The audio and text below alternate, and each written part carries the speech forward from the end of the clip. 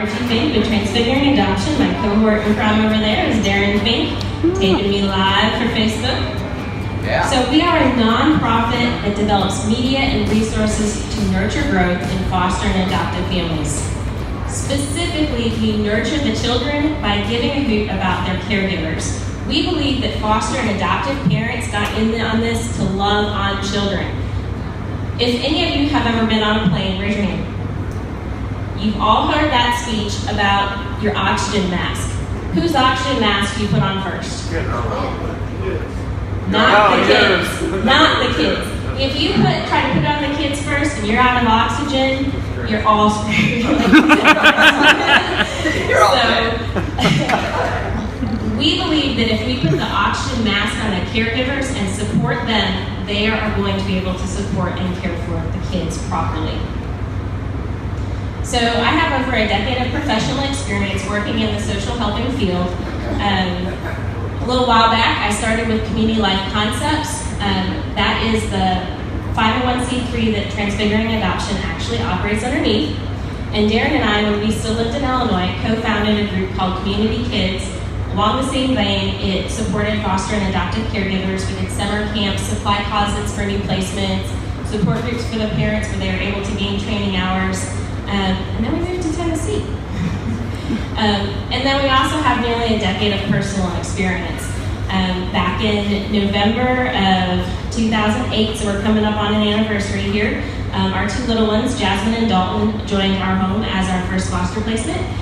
Cody and Matthew joined shortly after as an adoptive placement after 5 years in foster care before they came to us.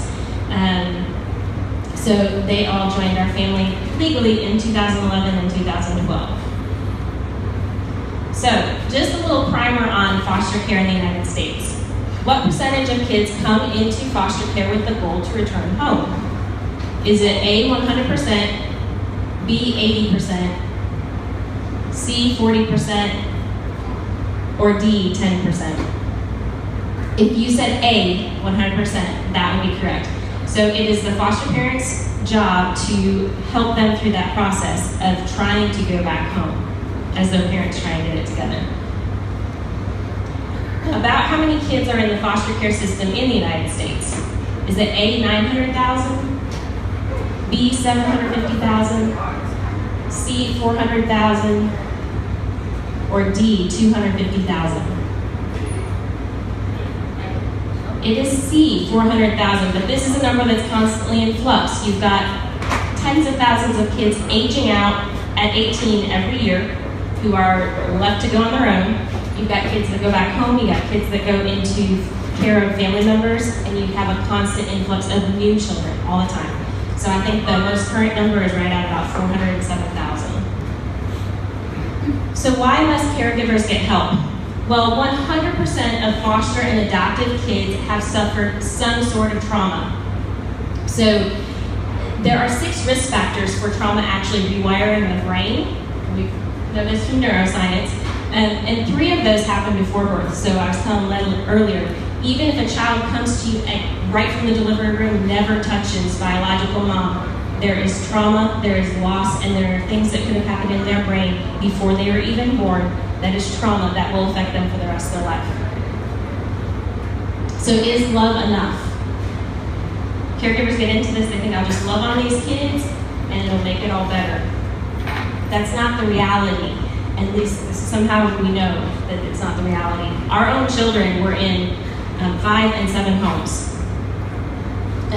This is a research study by the state of Illinois. In Illinois alone, 40% of children had to make 3 or more moves. Just imagine leaving everything and everyone you know that many times, sometimes in a matter of months.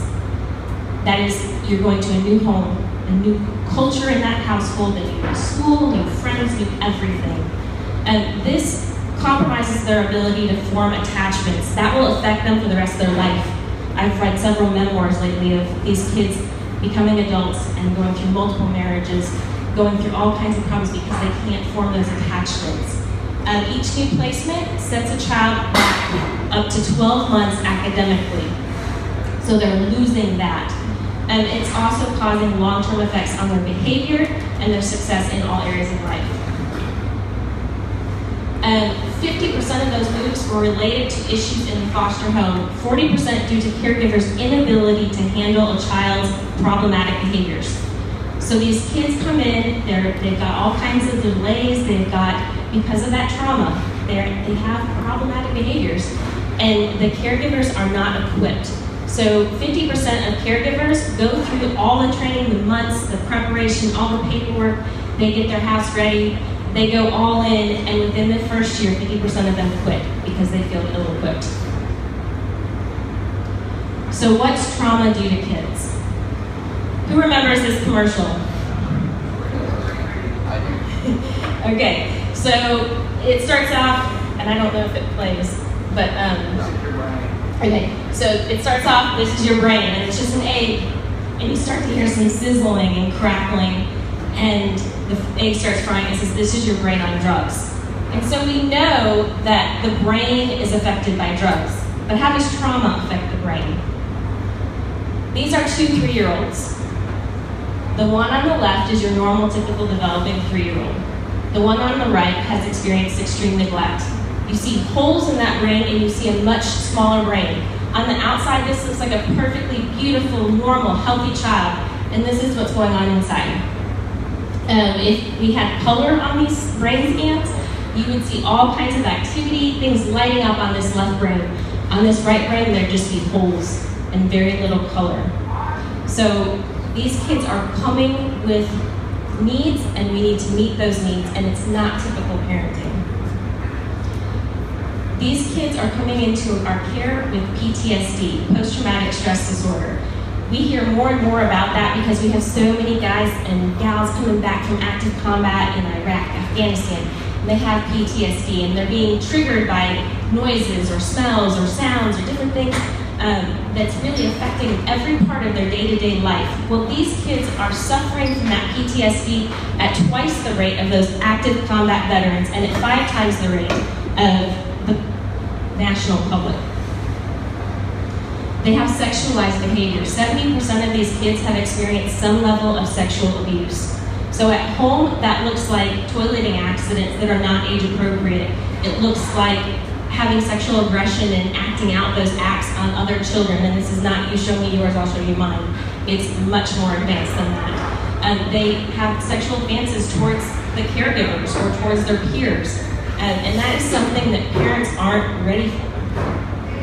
And that's just some of the story. They have malnutrition, and that malnutrition drives them to steal and hoard food. They have sensory processing issues because they were not stimulated as young children. They have developmental delays, and they have behaviors that don't respond to traditional parenting methods. If one day you cried and you got smacked, and the next day you cried and someone picked you up, you don't know cause and effect. So positive rewards, consequences, punishment, it does not impact these kids because that part of their brain has not been trained to work that way. And caregivers also just find that they become isolated. They start to become shunned socially because they have these kids in their care who are behaving certain ways, and other people start to keep their distance. They start to say, ooh, I don't want your kids around my kids. And they start to find themselves isolated when they most need support. So that's when we step in. As part of the solution, we believe that we can resource caregivers, get kids to talk, educate the public, and give people opportunities to serve. We have a variety of ways that we do that. A lot of our tools are actually online on our website, transfiguringadoption.com, so we do have a global reach. We have blogs that are written by industry pros, by adult adoptees, foster and adoptive parents, a grandparent, and we have a child adoptee, actually our daughter, who writes some extremely powerful blogs. So those blogs provide tips, they provide strategies, sometimes it's just encouragement. There's a variety of different blogs that we have. And then we've got like the adult adoptees who blog. That helps bring understanding to the parents so they know what's going on in a child's head so that they can better reach them. We also have resource lists. We have all different types of things. They can find conferences, trainings, they can find practical resources like what Alan does with Fostering Hope, or different supply closets, different things that they can get. But we also, the biggest part of what we do has to do with media, because you can go to the library and you can find all kinds of books about you were in mommy's tummy and we love you and we brought you home, but these kids can't relate to that. There are resources out there, but they're far and few between. They are not in the library, they're not in typical stores. So what we do is we have resource lists. Like that's a little bit of one of our children's resource lists of books. So on there they can find the title, the author, you can get the age group that it's targeting, a topic, buy links, and a cover picture. And we also have a rating system. So if we've gone through and reviewed, parents can look at it and go, maybe that's not something I really want to get, it's not worth the money. If it's at the library, I can get it. But it gives them a little bit of a guide for the resources that are available. We also have movie lists powered by Adoption at the movies. We have reviews. That is a licensed clinical social worker who sees the movies out in California before they're even out. And he lets parents know, there's so many movies out there that the typical family can go and watch, and it's no big deal. Like we took, our son was turning 18, he wanted to go see Storks. For a typical family, not a big deal. The triggers for the trauma for a child who's been adopted are insane in that movie. There's a girl and they all refer to her as Orphan Tulip. And she says, just Tulip's okay, orphan hurts my heart. And there were so many things in that movie that could cause a child who's had a lot of trauma and a lot of adoption-related issues to just totally go off the handle. And so it's important for parents to know beforehand what's in a movie. So that's another tool that we offer. We have, like I said, our book reviews.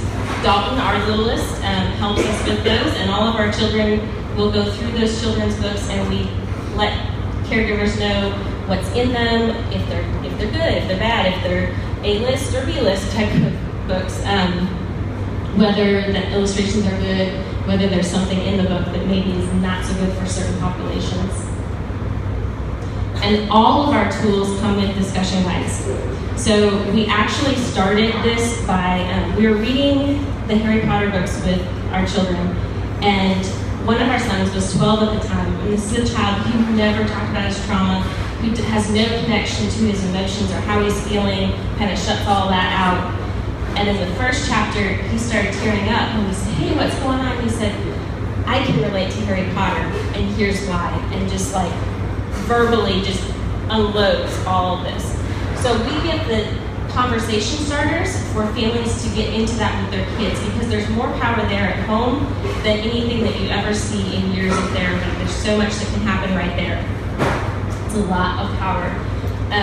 We also learned the power of media in our summer camp back in Illinois when I had a bunch of kids who, we were reading a book called Robbie's Trail Through Adoption. And I had never seen a group of kids so enraptured with a book. So much so that we read the book, we talked about it a little bit, and afterwards, when it was free time, basketball, all these things, these middle schoolers were saying, no, we don't want to go outside, read us Robin and God again. Because it was the first time that they'd ever seen a book that they could relate to, and they all started opening up to each other, and there was so much healing that took place in being able to read that book and discuss it.